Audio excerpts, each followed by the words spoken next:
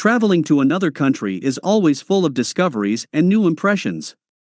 But sometimes the facts that we learn about a new culture for us shock us. Tingritravel.kz will tell you about the discoveries that amaze tourists the most. One of the users on Reddit asked an interesting question to tourists: what things surprised you the most in the country you visited for the first time? This post has resonated with travelers from all over the world and has collected almost 30,000 comments. The capital of Egypt, Cairo, amazed tourists by the fact that traffic on the roads is more like an extreme rally. And the drivers managed to sip tea while driving, holding a cup on a saucer and indignant after other drivers. We left the station and for a long time could not figure out how the hell we should cross the 6-lane road, on which no one seems to follow any traffic rules. One kind man took pity on us, just reached out and let us. The cars stopped, no one made a sound, and we hurried after him. I am still impressed, the traveler described his experience. There were also those who liked such traffic on the roads. I love traffic in Cairo. Everything just kind of merges. I don't understand why they even draw these lanes on the roads, if no one perceives them in any way. On a 4-lane road, we often saw 6 cars. There is one rule: if, crossing street, you look the driver in the eye, he will not hit you, the tourist shared. Some of the tourists were struck by the fact that in Cairo there are times when the electricity goes out every hour. And another of the KFC fast food outlets is located right in front of the Sphinx. There were also travelers who told about an unusual trip to North Korea. There were many unexpected things. A few hours after our arrival, our bus driver got into a fight with a policeman. The guide casually explained that they had overly strict laws in their country.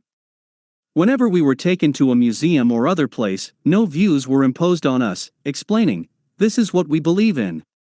This is different from what you are taught. We are not asking you to believe us, but please show respect and listen." We were allowed to move freely, and I was lucky to walk for hours in the countryside and the city unaccompanied, to talk with the locals. And during the rally I was hit by a schoolboy. It was damn beautiful there. Like China, but cleaner, and there were no big buildings. We even got drunk with our guides. The military, police and guards were ready to laugh and joke. The food sucks. It was more like, here are the potatoes, enjoy. A rather famous person was my guide. He told me that most of the bullshit we read about North Korea comes from what he tells foreign journalists who come to North Korea, who then spread it to the media as the truth, he said. In Vietnam, I learned how many things and people can fit on one moped. I saw a moped with my mother, father, grandmother, 2 children, and a dog, the user shared. In general, tourists express the idea that the movement in the capital of Vietnam, Hanoi, is causing a culture shock. I even saw a 9-year-old boy who rode a moped with his younger brother, said one of the travelers. Germany surprised tourists with the unusual love of the locals for beer. The country even has the expression "a bottle from point A to point B." They go with beer right through the streets. In Germany, when I bought a bottle at a convenience store, they suggested opening it so I could drink it while walking, the tourist shares. In Berlin, I once saw a teenage girl drinking champagne straight out of her throat in a crowded subway. In the comments, one of the users spoke about 3 facts that struck the most in Munich: the number of non-German restaurants, the size of the cigarette pack, and the bottle recycling system. People carry around a huge pack the size of a Nintendo game console. And the bottle returns are pretty cool. You can get 1/3 of the money back if you return the bottles, he wrote. Argentina also surprises tourists with its love of drinks. True, everyone here comes with mate, a drink made from dried and crushed leaves of Paraguayan holly. In Argentina, everyone carries a mate cup in a special thermos. Even the police drive around the streets and drink from their little cups with metal tubes. Once in Thailand, we watched a film. When the national anthem was played, everyone stood to honor the king, the traveler says. However, according to another tourist, the attitude towards the authorities in Thailand is already beginning to change, and over the past year there have been many protests against the monarchy. I went to the cinema a few weeks ago, and only about half of the audience in the theater stood up while the video of the king was being shown. Even 2 years ago, this was completely unthinkable. Half of the people showed disrespect to the monarch. And someone was surprised by the external features of the people living in the kingdom. I was surprised at how small people are in Thailand. I myself am as tall as a sleeper, but I was incredibly surprised when I looked at the ocean of people from above, the man says. South Korea and Singapore continue to shock people with order, cleanliness and safety.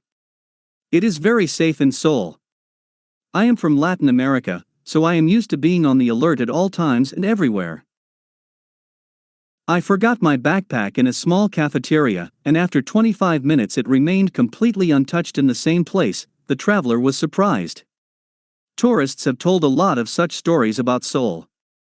However, there was one comment that dispelled the myth about the absolute safety of the city. Bicycles are stolen quite often in Korea. I don't know why, but this is the only exception. Singapore conquered with its clean streets and roads. Singapore is incredibly clean. As soon as I got off the plane, I swear I didn't see a speck of dust at the airport. Even the toilets were panicky and completely dry. Every day I go out for a walk around the city and return to the hotel with perfectly clean shoes. Another tourist shares. In Prague, when you take out a camera on the street, it's like taking aim with a gun. People automatically move away so as not to stand in the way, the tourist writes. Several years ago we went to Italy, more precisely Herculaneum and Pompeii.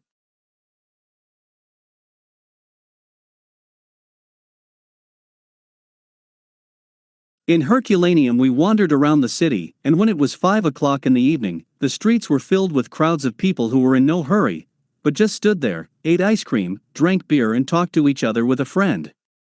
It was like working as a crowd scene on a movie set. Another traveler is surprised. The number of people who stare at you in Morocco. In the evenings, the streets are usually filled with families. They sit and chat with each other. They can stare at you for a very long time, looking into your eyes with ease. In England, this is not accepted and is even considered rude. It was weird, another tourist writes. Separately, people spoke about New York. For some, this American metropolis turned out to be exactly what it is portrayed in the films, a huge city with an incredible number of rude people, while with a unique cosmopolitan culture. When I first arrived in New York and left the train station, as soon as I enthusiastically looked around the skyscrapers, a homeless man immediately shouted to me, "Welcome to New York, brat." Everything was exactly the way I imagined represented. On my first subway ride in New York, I saw a passerby cut off another. This situation gave rise to swearing in which they called each other harshly, shouted at each other, and dispersed as if nothing had happened. Many were surprised at how easy it is to buy weapons in the United States. Just looking for shoes, you suddenly stumble upon an arms store. When I went to New York, I saw them selling weapons right in the supermarket. One user talked about several amazing things in the United States at once. The complete lack of privacy in a public toilet and the fact that it flushes for you. I grew up in an arid country, and saving water was the mantra of my childhood. Second, being able to say who you voted for, even if you were discussing something else.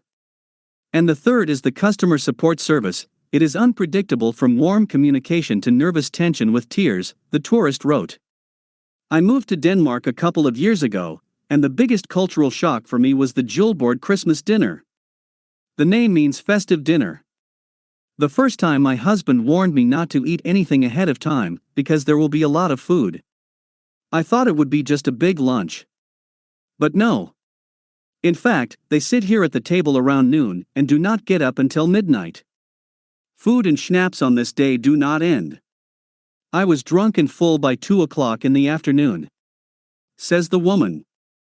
In Spain, I once saw how the sides of the road were smoking and burning a little.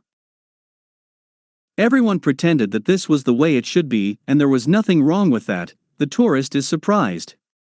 Another tourist explained that these are fires set by farmers to incinerate waste, and they are called queimada rastrojos. The farmers follow some rules. You can't do it during the hot months, not too close to the city and the natural park, and they are always under control. I can't remember a single time when such a fire got out of control.